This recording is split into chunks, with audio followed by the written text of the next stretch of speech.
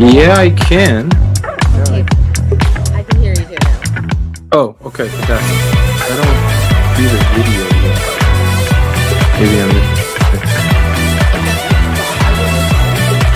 Yeah.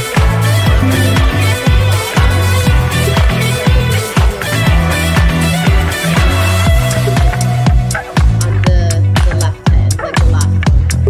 At least that's how it is on my phone. Okay.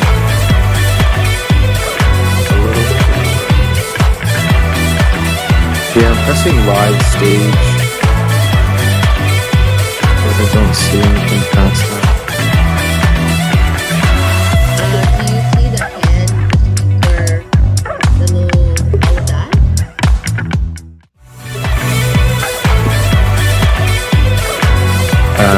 I don't. You know, to be quite honest. It says live now coming to Jess join stage. But the join stage is grayed out. You're on stage.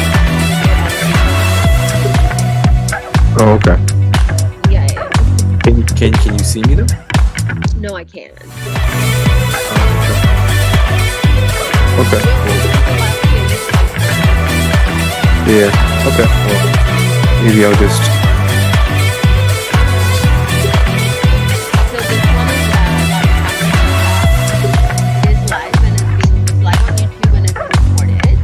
Okay, So, perfect. yeah, so at least whoever.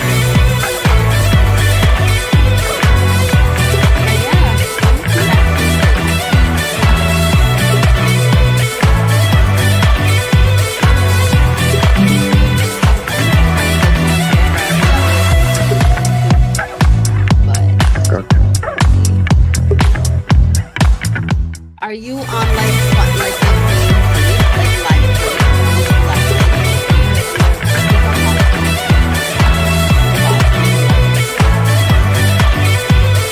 Yeah, when I click on live stage, I think I'm. Oh, you mean on the left? Yeah. Okay. Do you see me? Like my camera? I do at some points, like a little tiny one pops up. Okay. So A I little see tiny me. photo.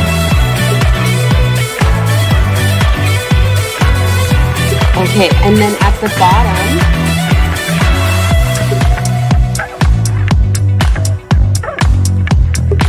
Yeah, like if you see, like it's just something at the bottom, there's like a little thing. But if not, that's fine. We can start Okay. Yeah, I'll see if I can figure it out while we're speaking. talking. Yeah, sounds good. So hi everyone. I know it's been a while that I've gone live, but many do. And to keep the consistency of the live and to get information, I thought it'd be great to, find like-minded mortgage brokers and partners and investors that are comfortable with the space so we can provide as much value as possible. Look at that, Manny. Jesse. Yo. Did you meet Matt yet? Huh? Have you Not met officially. yet? Who? Matt, the other guy who's on live, bro. Oh, Yeah, okay. you can't see me, so I guess that's fine. No worries. Actually, you'll never know who.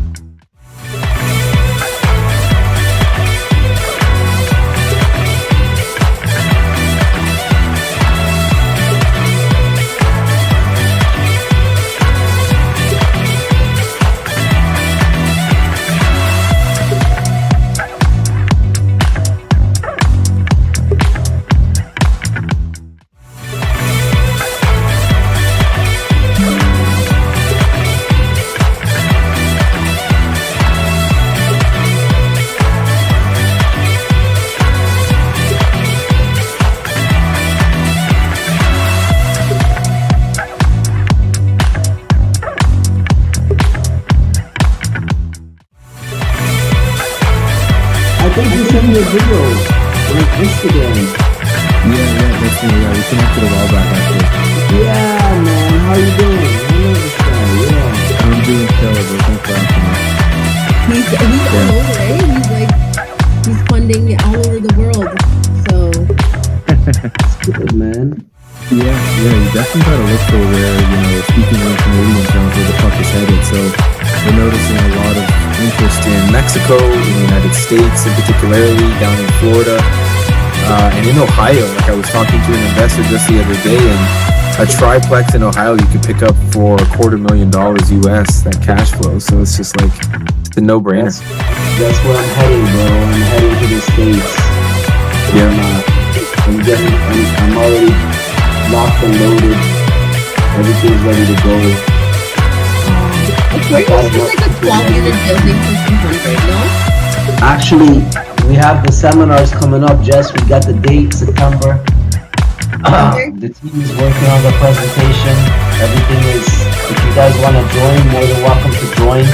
Yeah. It's gonna be live. This is the Hamilton spot, right? It's gonna be live because a lot of people are interested in Ohio right now, Cleveland, and a lot of American markets because you can cash flow, like you said, Mac, right? So I think adding that to your toolbox is like, Yeah, I spoke to Mac about that though, like about the presentation. how do you know? Damn, it's a small world. It is a small world. I think Instagram, and then same business, I guess, right? And then Mexico. I think I was at the Mexico because a bunch of people, like I'm looking to invest there too. A bunch of people I know. So he also helps funding in Mexico. That's how I met him. Oh, okay. There's that one guy that does the Airbnbs. I forgot his name. Carlos or something. He does the Airbnbs. No, Brandon. Brandon. Oh yeah, I know Brandon. Yeah. Yeah, Brandon. He does Cancun or something. Yeah. Tulum. He's in Tulum. Tulum. Yeah. And then Danny's up in there too. Yeah, Danny and Dura are in there. They were also speaking at the Space Team event. Yeah. Those are cool guys. I always see them everywhere. Brandon. I know. Suddenly popped out of nowhere. Falafel, are you on? I'm here. I'm alive. Took forever to figure this fucking thing out. You don't know how to go live, man? Yeah, I know you're not that shy, you're a little old. No, It's okay. buddy, I'm streaming on YouTube. I have this OBS thing, and I'm doing the overlays. I have like 6 different things open so that Jeez, this is just streaming. go on live. We just want to see your pretty falafel face. We don't care about anything else. That's so... You know, Rufus in a good mood when he's saying that stuff. Right? I was like, what got you happy, bro? Jess, bidding wars are back. Bidding Yeah. wars are back. Let's So- talk about them. Yeah. It's coming hard. I see a lot of realtors in Whitby, Ajax, bidding wars. They're gonna start, coming out this way, coming out west. So I think if anybody is smart and they want to purchase, they should jump in now before it gets crazy, because it will. Because everybody's been waiting for a rate drop. All these buyers have been waiting for a rate drop, and I think the longer they wait, the next rate drop, the price is gonna go up. I think prices are gonna escalate. Oh, Mac is here. Finally figured it out. There we go.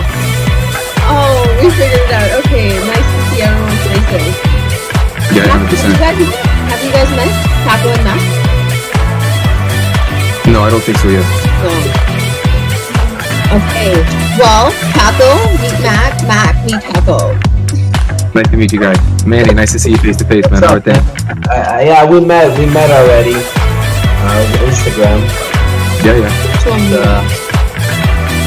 But yeah, no, it's good to see you, man. It's good that everybody knows each other. It's Honestly, I believe in co-creation instead of competition, so I just feel like the better we all work together, the easier everyone's life gets, like literally. yeah, 100%. And it's funny, because Mac and me were talking about it a few days ago about the interest rate, so you want to talk about that? I know we were kind of like Is it going to go down or not? Have they had a conversation about that?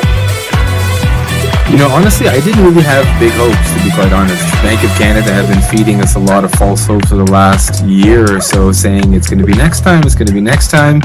I think they decreased it just because of the immense amount of pressure on them to finally do something. Because at the beginning of the year, they said it would be until the end of the summer that they wouldn't make any changes, and then lo and behold, they decreased it by a quarter point. Wouldn't surprise me though if this is as far as they go for the little while. Like, I think a lot of people are thinking July might we see another decrease. Honestly, I'm just thinking that, as long as we are headed in the right direction, I think that's a good step forward. But I don't think that people should think that they should wait for further decreases to want to get involved. Like, if you're waiting for a decrease, it's really already too late. Yeah. Like, if you were like hitting the pavement October to March, that's when there was good deals in the marketplace. I think a lot of people were like, yeah, let's wait to see what happens. But the interesting perspective is that the average consumer has no idea what actually drives their pocketbook. And when I say that, it's because they're all waiting for the variable rates to drop.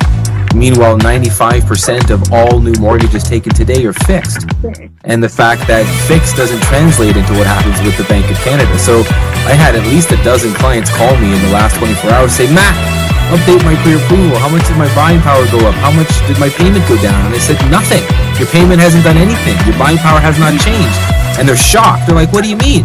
It's like, well, guys, the variable went down, not the fixed. It's the bond market. It takes at least 2 to 3 weeks for their fixed to follow suit. So I think just the education around that makes a lot of people think then, am I waiting for the right things to happen? Should I be waiting? Is it going to get better if I wait? Is it going to get cheaper if I wait? And the answer is no. Ultimately, it's not going to get cheaper. It's just going to get more expensive to buy that home. That's what Manny was like. I fully agree with that, because like the fixed rates, actually, I don't know if people know, it's based on the bond market, right? So there's a different factor that's being acknowledged when you're talking about fixed versus variable rates.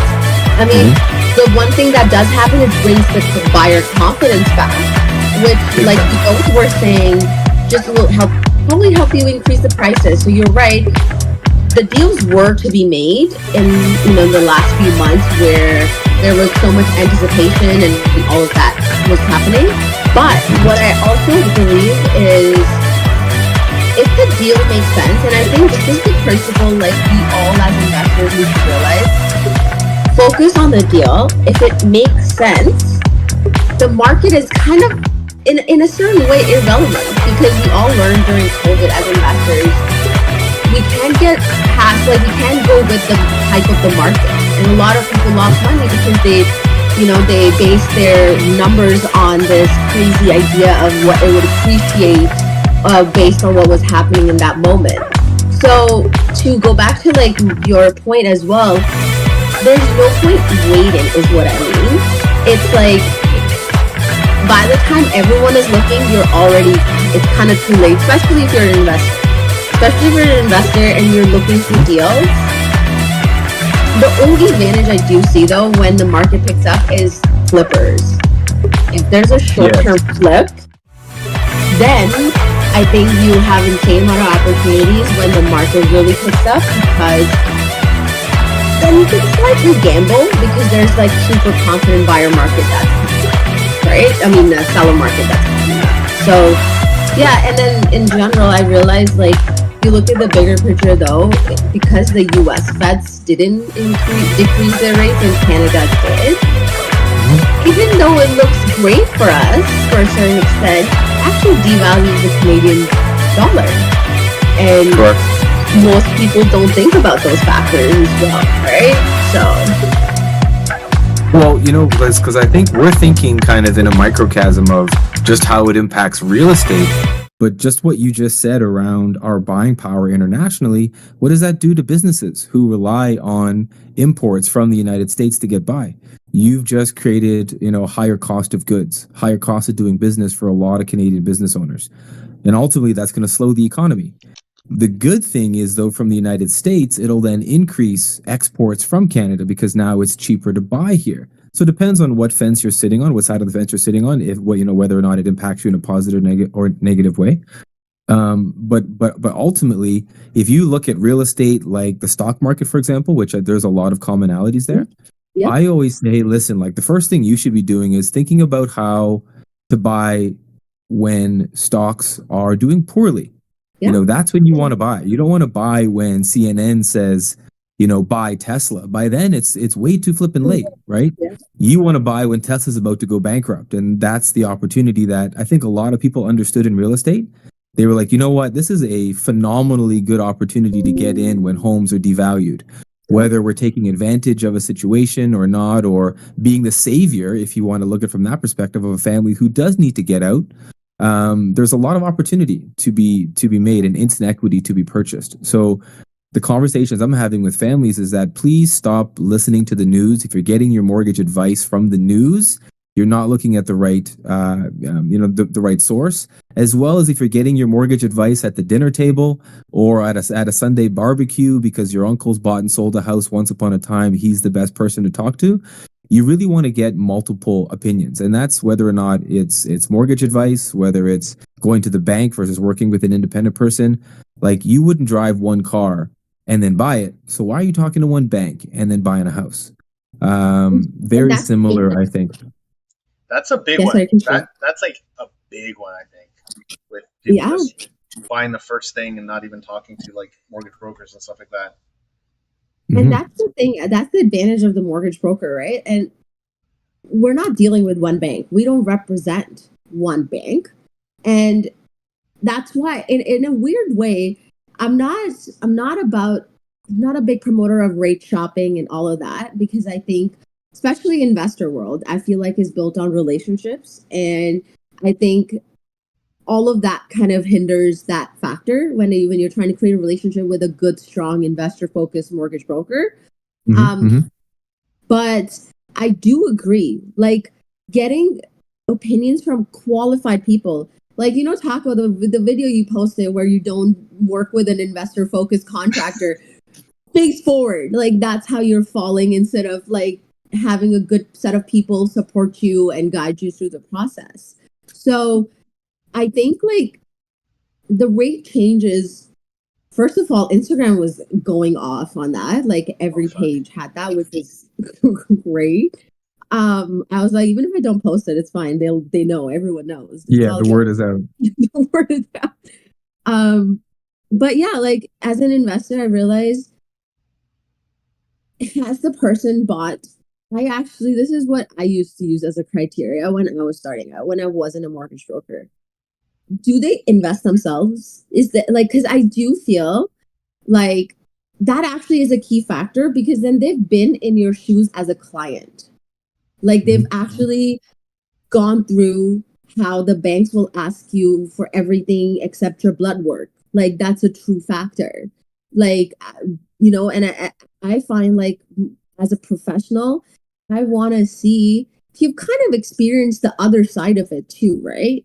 And that's why I think it gets more important to talk to the right professionals. Have they done it? What is their experience, not just on the brokering side, but as investors? Since we're kind of most people here are investors, I'm assuming, or trying to be investors. Yeah, 90% of the group is investors or investor service based people like you guys, but Yeah, yeah, largely investors. right. And I think that's why it's important, right? But going back to what Mac was saying, like, don't listen to your aunt and uncle that have never done any of No, but even any transaction. even to that point, even there's layers to it too. Like everyone thinks investing is real estate investing is like one bucket. I mean, if it's one Yeah, bucket, then it's a really deep and a really wide goddamn bucket, right? And I don't think people truly appreciate how much knowledge is out there. Like even on the lending side, because we're talking lending today, like some people do, $100 million deals. Some people do $50 million deals. Some people do $10 million deals. Some people are really good at duplexes, but the guy that's doing apartment building mortgages isn't the same person I would use to fund my flip, right? Like they're all different. You kind of you kind of end up niching in that like space, and that's what makes everybody special, which is why I truly believe like we shouldn't be following one coach or one program. It needs to be like a collaboration, which is why I always like asking people like you and Manny and Arrow and like anybody who's willing to kind of share their piece, because everybody's got a different set of experiences in this space, and that's where you're truly going to learn. But if you just follow like one person, whether it's your aunt or your uncle or the first real estate investor mortgage broker that you met or the first contractor you met, at some point you're going to move outside of their bubble and they're not going to be able to help you anymore. I agree, and that's why I like actually brought Mac in, because he actually is great with the residential side, because I prefer doing the commercial side, which is multifamily storage units and all of the other fun stuff. So that's why I thought it would be a great combination, because then, like you said, you know, I like staying in my lane, to be very honest. I like staying in my lane. Not that I don't know about the other lane, I just prefer it. Yes. Right? No, for sure. And I feel like to grow properly, it's important to acknowledge that. Mm-hmm.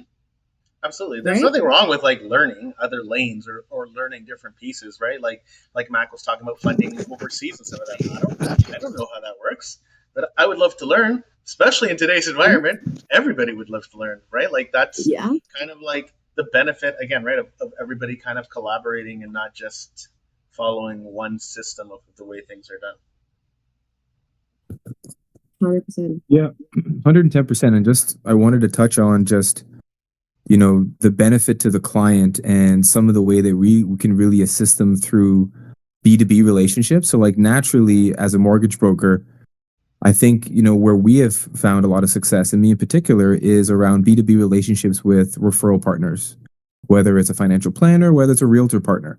And I actually had a conversation just recently with a realtor who called me up and said, hey, Mac, you know, like I have a mortgage broker that I work with for quite some time, but he's having a challenge. The challenge that he's having is that, you know, he's losing all the deals. Like I'm sending him a lot of referrals, but at the last second, the clients are going to work with the bank because the banks are offering a better rate than that mortgage broker offered. And, you know, the foundation to the conversation and around, you know, understanding the shortcomings, it was really tough to swallow or for to hear that realtor was actually the reason why that mortgage broker was losing a lot of that business.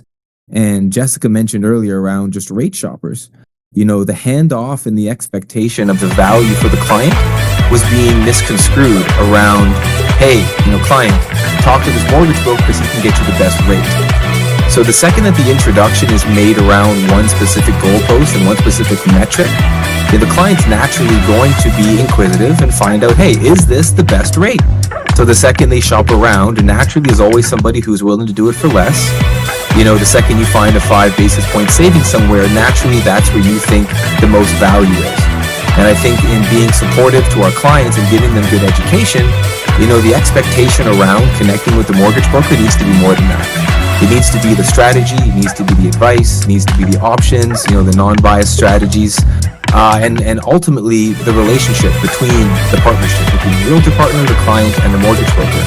There's a lot of value to that. You know, certainly the banks are not going to be available at 10 o'clock at night when you're in the heat of the battle and you need to, you know, be strategic on increasing an offer. You know, there's a lot of value to that as well. So, you know, when I presented back to that realtor that, hey, you know, the primary challenge as to why your partner's losing business is actually you, and the way you're presenting value of that broker, it was a bit of an eye-opener, and it really speaks to the importance of how that introduction is made and speaking in terms of what the client is going to want to hear. And ultimately, there's a lot more than just the interest rate. The value needs to be presented further than that. And, you know, speaking with realtors and speaking with a lot of the professionals, they're just novice in how to present that value. You know, often the average consumer, you know, grandma, grandpa told them, hey, you just get the best rate, and that's all they know. So when they jump into a conversation, that's all they ask. And, you know, as mortgage brokers, we can really determine how knowledgeable a client is when they come in and say, I want to know your best rate within 5 minutes of speaking. Then we know we're speaking to someone who is green. It might come across from them like, hey, I got my question sorted out, I'm coming to ask about rate, but honestly, it's just the opposite. It's the ones who don't ask about rate are the ones that we know are the most knowledgeable. So in speaking with clients, that has to be the way that it's presented. You know, my value is a laundry list of things, and the rate alone isn't it. So we're finding that, and just last comment on that structure is that I actually like when the rates are high, and certainly don't kill me for that. I like when the rates are high because the strategy, the advice takes to the forefront. When rates are at 2%, mortgage brokers are less required because they can walk in, they can qualify. The second they get declined at the bank, the second there's a lot more competitiveness around, holy smokes, there's more options than just TD, mortgage brokers become more relevant and the strategy becomes more apparent and required. So me as a mortgage broker, I've done better over the last 12 months than I did when rates were at 1%. I'll be honest. Because clients understand the need. Rates 1%. I am a realtor. I sell more properties when the rates are 1%. But do your buyers, are your buyers as successful? Or are they making 100 offers before they finally get one accepted? Buyers are more successful because they can cash flow. If you're thinking from an investor perspective solely, then yes. Yeah. Like But also, no, I if was they're just buying to saying, live there, it's a different story than if they're buying to do an investment. I agree with you. Investments are way different than someone buying to live in a property. I agree with you. and that's where the strategy matters more, though, for investors especially, because most investors, at least, like, you guys can all kind of attest to that, including myself, they're not buying one property every 10, 15 years or 5 years, right? Most investors are in like multiple transactions. For them, strategy matters more than anything, right? There has to be a system when they're making offers, what's happening, what needs to be the cash flow for them to qualify for the next. If they're buying a larger multifamily and they're looking to a private, what lender needs to be, actually, CMHC keeps changing their rules on multifamily, but that's a whole different topic. But like just keeping up with the broker and those rules is so important as investors. And like going back to what Matt says, that's why the value of the mortgage broker is more than just the rate itself. So I agree with you. I think relationships are very important. I don't think people value the relationship as much, but the relationship is super important. If they trust you, that 0.5% rate or whatever is not going to make a difference for them to go to someone else. Because they trust you, they're going to work with you. The relationship is super important. For mortgage brokers, for realtors, for contractors, contractors are very prevalent. Like if you don't trust your contractor, you don't trust your realtor, you don't trust your mortgage broker. And I see a lot of people that do rate shop when they don't necessarily believe in their mortgage broker. They think that the mortgage broker is not working hard enough for them. And even situations where they look for other realtors, they think the realtor's not working hard enough for them. For some reason, they believe that, right? So it's all about communication. You have to communicate with them always. And when you're not communicating with them, they think that you're not working. That's just how clients are. When you're not communicating with them, you're not texting them, you're not emailing them, you're not calling them, they feel like you're not working. Even if you are. So just a simple text, a simple call, simple email saying, hey, I'm working on this for you, you know what I mean? I know you haven't heard from me in a couple of days. I am working on this, I'll get back to you. It goes a long way, right, Matt? 110%. And I think you really hit it on the head of the trust has to be the first way that, your value is presented. And, a lot of that comes from, the relationship with the realtor partner and the referral source as well. Like one of the qualifying questions I have the second I meet a client is, how do you know Manny? Like, how did you and Manny actually get together? Because if you're an online lead, then you know the relationship. If you're a past referral source, then we know that too. And I think in having a partner like us, the second we know that it's an online lead, we want to reinforce your relationship just as much as ours. We don't want you to lose the deal because we know they're more than likely talking to 15 other realtors like they're talking to 15 other mortgage brokers. And that's how the partnership is successful. We have one another's back and can reciprocate the value in the partnership as well. between the three of us. Yeah, so now they've changed the laws that everybody has to sign up with the realtor, which is a good thing. Before, they can kind of talk to many realtors at the same time, Yep. and they weren't stock or committed to one. Now, they have to sign up with the realtor. So I think that's a good thing. And also, back to what you're saying, where it was, the relationship with the realtor is important, because I've given referrals to mortgage brokers, and they did a great job, but the client decided to rate shop, right? There's no real control for the realtor in that aspect, because they're going to come to you and say, well, I like your person, but we found a better rate. We found a better rate, better terms. What I can say to that is, hey, talk to the mortgage broker, tell them everything, tell them what you got, see if they can match it. See if they can, do something for you, right? Because at least give them the opportunity, because they've been working on it, right? I've been in that situation a few times in the last 4 months, where a client to a mortgage broker, and the mortgage broker didn't end up helping them. They ended up going to a bank or someone else, and it's a tough conversation with the mortgage broker too, because it's like, man, I tried, I try to give that lead to you. They decided to work with the bank for any given reason. They got a better rate or whatever. But all I could say to that client is at least give that opportunity to the mortgage broker to see what they can do for you. And if they can't, necessarily beat or do whatever, it's okay. You can't win them all. Like if a client comes to me and says, can you sell my house for $500, I'll be like, no, buddy. Sorry, if someone can sell your house for $500, go ahead. It's not in my best interest to sell your house for $500, because I know it costs way more for photography, video, and all that. And my work itself, I value it a lot more than you do, because you think that you could get everything from House Sigma and you don't need a realtor.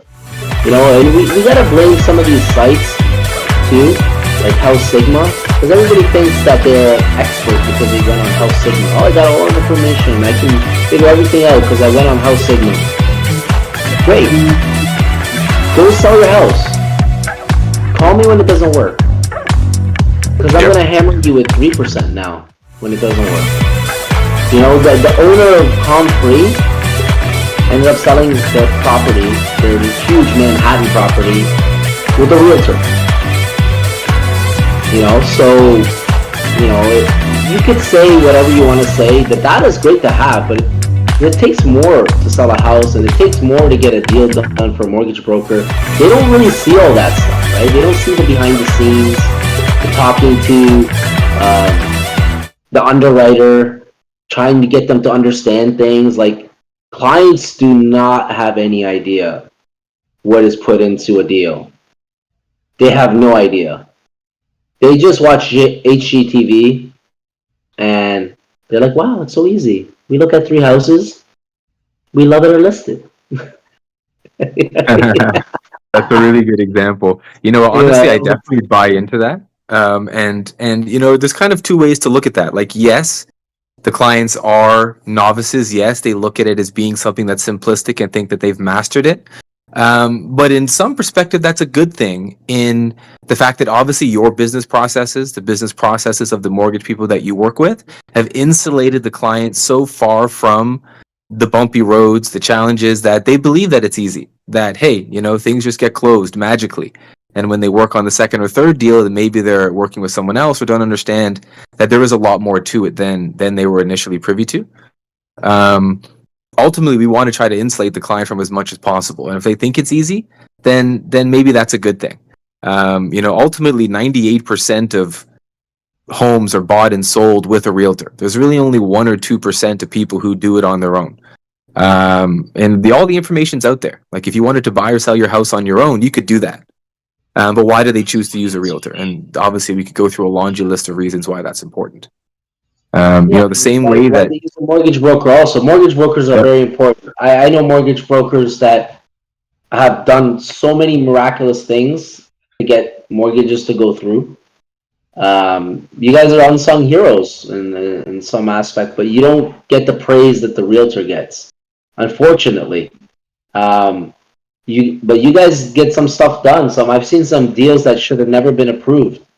Um, how they got approved, I don't know, but it works out. It works out great for the client. Works out great for the mortgage broker. Works out great for the realtor. I feel like, you know what, insulating a client is good, but also letting them know that, you know what, it's not as easy as you think it is, and it's not as easy as you see it on TV. And TV is entertainment.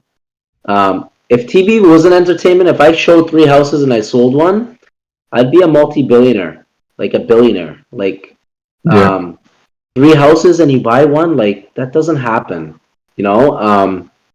So it does happen in a rare occasion, but it doesn't happen often. They show 3 houses and they buy one, or even an investor looks at so many options and crunches so many numbers until they find the right deal, right? So there's a lot that goes into this business, and it's good to let the client know what's involved, but also, yeah, of course, take on the bumps and the bruises for them. But as long as they appreciate it, if a client doesn't appreciate what I do, I drop them. I don't even try to convince them. I drop them, because if they're not appreciating what you do from the start, they're not going to appreciate it at the end. I actually agree with that. I'm starting to do that. I think it comes with like understanding your value.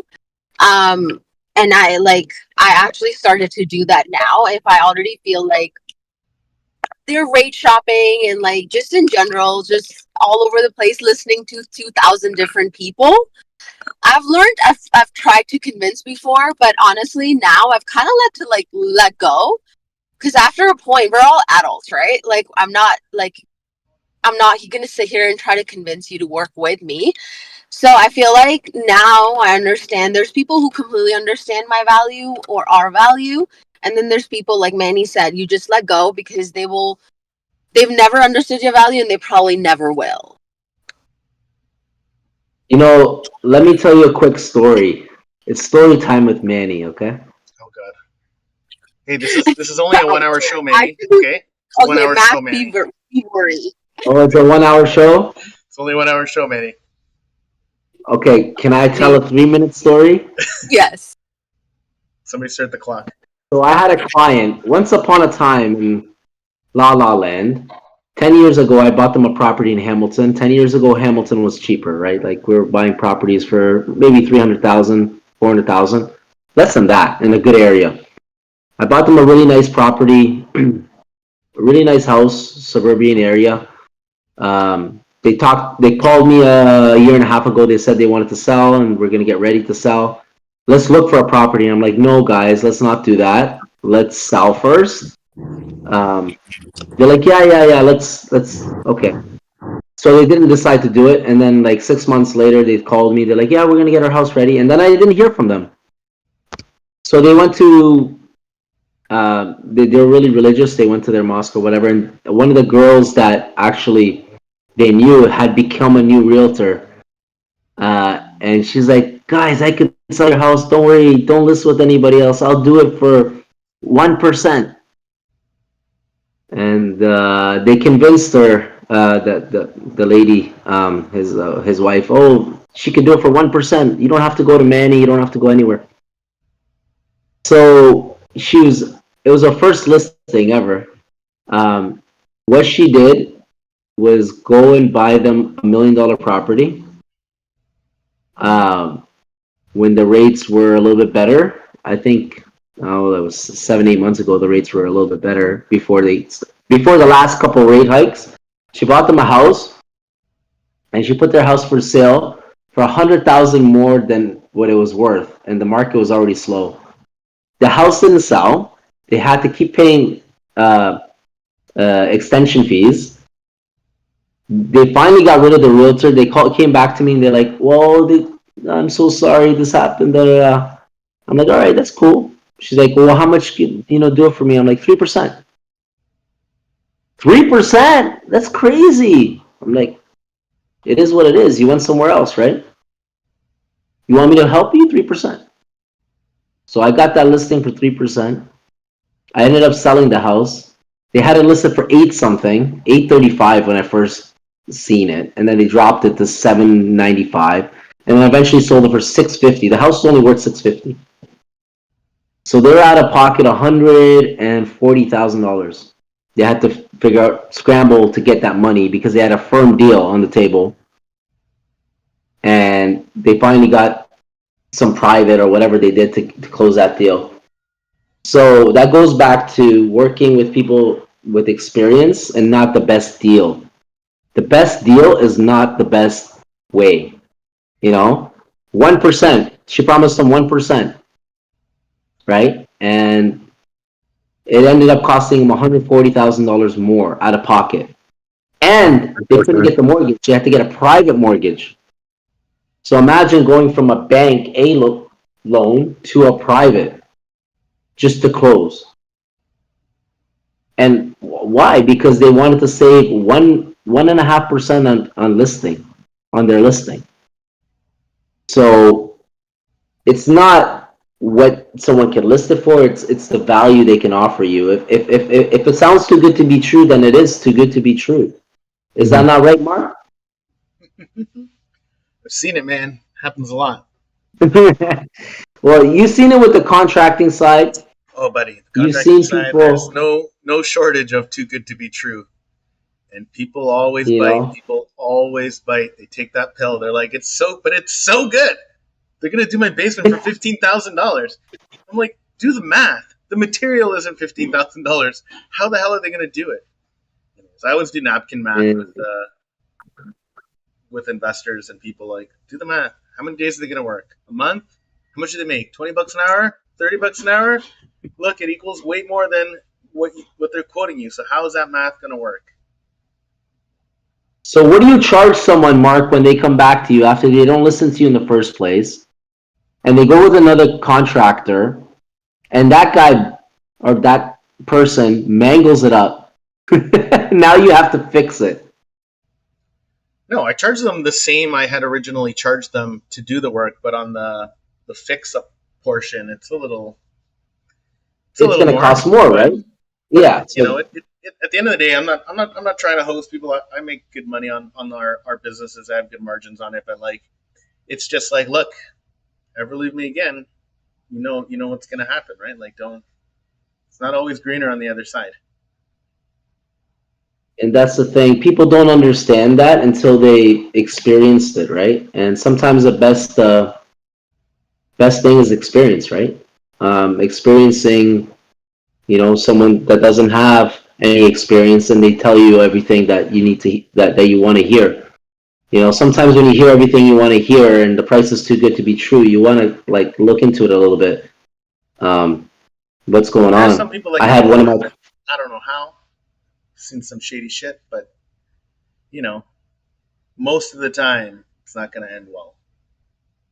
Yeah, I had one of my partners call me. They're like, "Oh, the AC is not working because the tenant said the AC is not working." We called Reliance.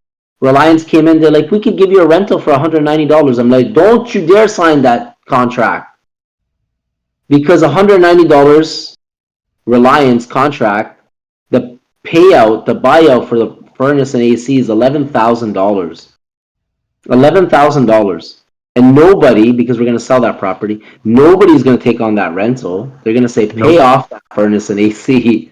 You have to. Otherwise, we don't want the house. And they were trying to get them by like, oh, no, you need a furnace and AC. The AC is just gone. You need a furnace and AC. And don't worry, you don't have to pay for 6 months. That sounded way too good to be true to them, right? $190 a month. And I'm like, guys, look at the fine print. $190 a month. How much is the payout? $11,000. A furnace is probably like $3,500 installed. An AC is probably $3,500 installed. So you're paying $4,000, $5,000 more It's almost double. because you want to get a rental. Yeah, and it's like, guys, if it sounds too good to be true, most likely it's too good to be. It is too good to be true, right? Um, that's just how it goes, right? And then it's the same thing with Mac and Jess. Henry had a question because he missed it. I guess he was like, "What are the key takeaways from the mortgage side after the announcements?" A key takeaway. One of the key. Yeah. Okay, Matt. Go. You're kind of breaking up there, Jess. She said, "Mac, go first." Oh, okay. So I think the biggest key takeaway is that I think just that people are thinking that the impact of the rate change is going to be a lot greater than what they anticipated. The fact that it's actually going to breathe new life into their ability to purchase, to be pre-approved, to qualify, or even the impact that it's going to have on their monthly payment. I think the biggest takeaway that you would want to know is just that this only impacts one variable. This just impacts just that, the variable interest rates. And for a lot of people, they're actually on what's called a static variable. So if you're a mortgage owner right now or a homeowner and you have a mortgage and you're with CIBC, RBC, TD, nothing changed yesterday. Your payment didn't even change. Just how much principal you're paying down did.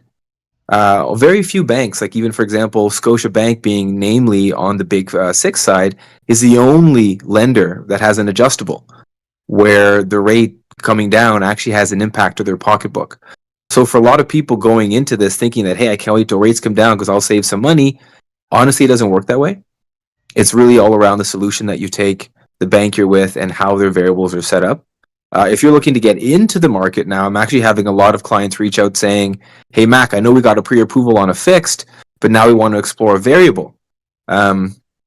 Honestly, there's no one right answer with respects to what you take on, fixed versus variable. It all depends on, your risk level. Do you sleep better at night knowing your payment's not going to change? Or are you a bit of a risk taker who can foresee the fact that there's potential savings on the horizon, that a fixed solution potentially would leave more money on the table than save?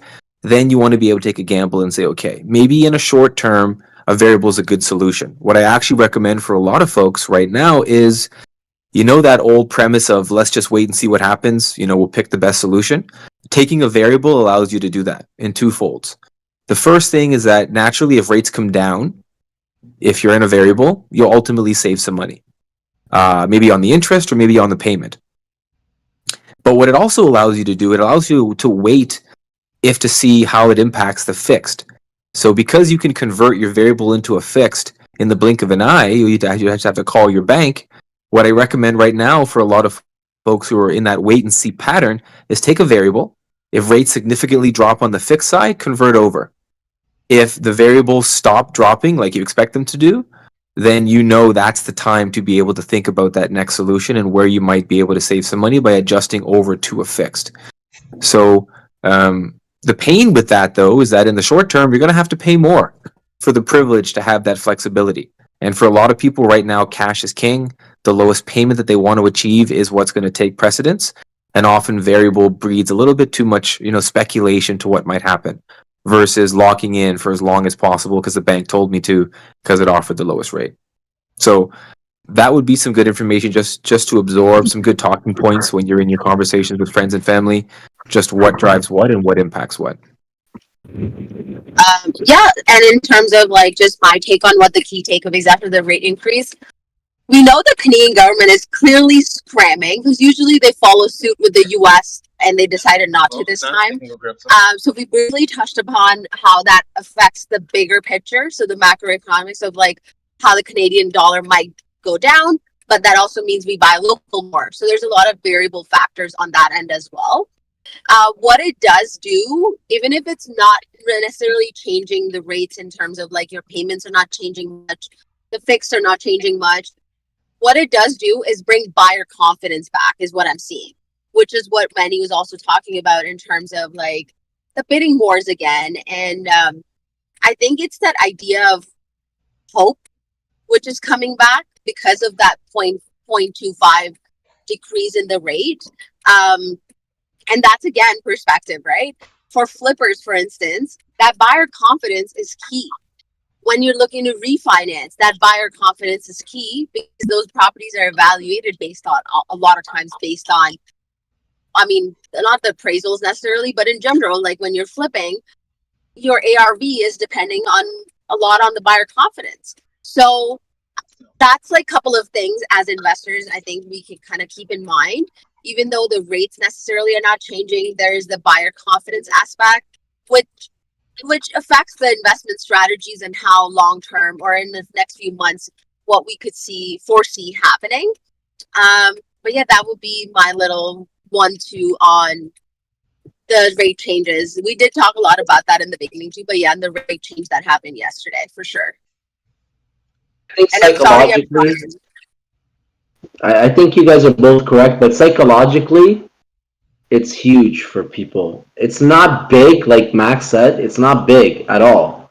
But psychologically, knowing that it went down and the next move will be another downward move, even if it's next year, the more the rates drop, the higher the prices will go. So it makes more sense for people to come back to the market as soon as they can. That's just my perspective. But psychologically, yeah, it takes a few weeks, I think. I think it takes a few weeks for it to sink in. But I think psychologically, anybody is telling people, hey, if you don't want to pay more on the property, you're better off going in now so you can negotiate a better deal.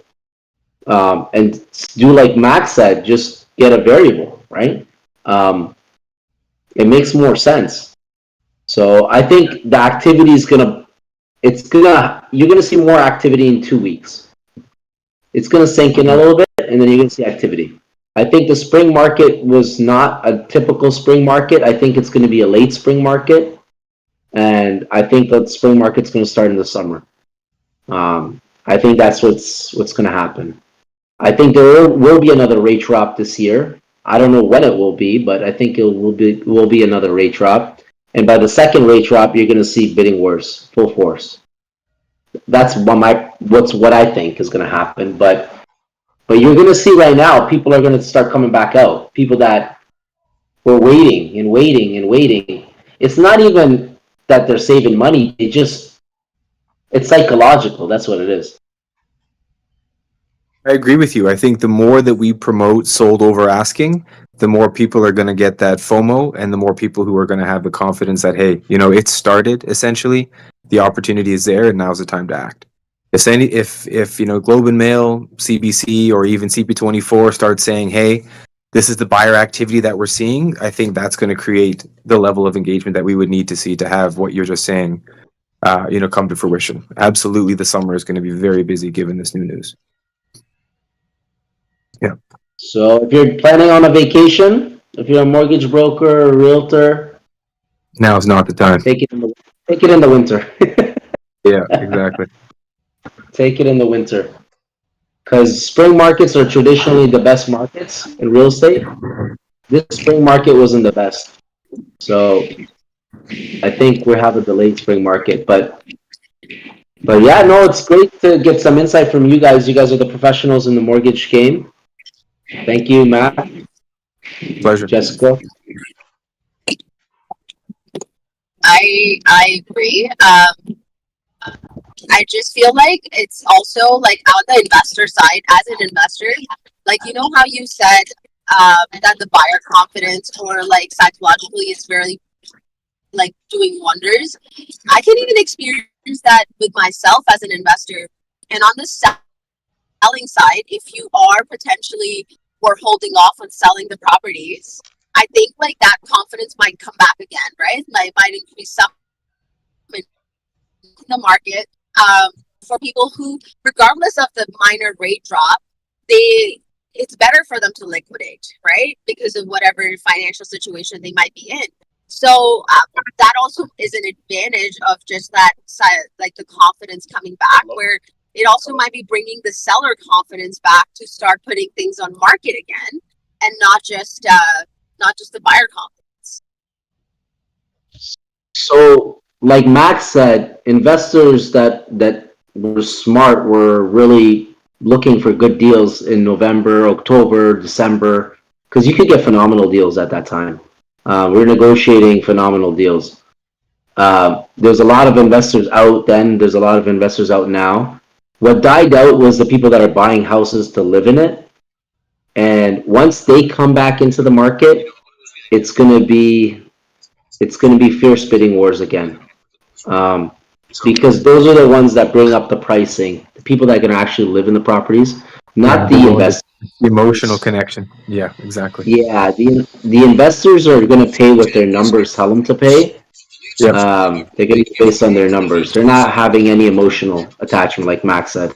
Once those home buyers that are actually going to live in these properties come back to the market, I'm hoping that I'm hoping that there's a uptick in the market because I have a few properties I want to sell myself. So, that's what I'm waiting for as a seller and as an investor that's trying to sell properties. And once there's you see those people coming back out and you're getting in bidding wars again, then it's the time to start listing your property. There's already a lot of listings out there now. Um, you could get good deals. They're not as good as they were, at the end of last year. But as these people that want to buy to live in the properties come back to the market, it's going to get tougher. And people always do the opposite of what they're supposed to do. If I was those people, I would have been trying to buy last year, at the end of last year. Even if the rates were higher, we could always refinance. But they do what the media tells them to do. Exactly. It's like Max says, right? The media tells them, "Oh, it's a frenzy. You got to get out there." They're going to be out there looking for properties, right? So let's see what happens. I'm optimistic about it. The market's been pretty stagnant. We have like little 2 week spurts of like it's good and then it's not, and then but there's a lot of listings out there. It's more of a balanced market right now. I wouldn't say it's a buyer's market. It was a buyer's market at the end of last year. Um, but let's see what happens. Yeah, I'm excited to see what happens. But you guys know the rates dropping is not much of a difference on the mortgage payments. Maybe $50 or $60, right? Not much. But psychologically, it's huge. And everybody's posting about it, right? So that's another psychological thing, right? Every realtor under the sun posted about it. Yep. Every mortgage broker posted about it. And social media is very powerful. So we'll see what happens. Agreed. Agreed. This was a great call. So that's what's like we're hoping to do, and me and Mac will talk about this potentially after, to see if we can like alternate weeks that we might be able to show up here and kind of give our 2 cents in that way. That way everyone in the audience is also getting like varied opinions, varied perspective, various kind of experiences, and then they can kind of see what's out there and make their judgments or opinions based off of that. So I actually just wanted to say thank you to Matt for randomly just going with it and showing up on the live. I know we only spoke about it a few days ago, so I appreciate you coming on. Thank you so much, Yeah, and sharing your knowledge as well. You're welcome. Looking forward to future opportunities.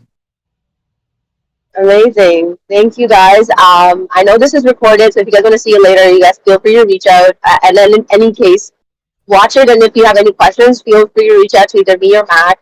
And yeah, I look forward to connecting with more of you and maybe being more consistent on live. So, and there's also a golf tournament happening with the Grow community on Friday, which I am helping out with, but I think it's sold out. I think it's sold out. So hopefully I'll see some of you guys there. But thank you so much, everyone. I will see you guys soon.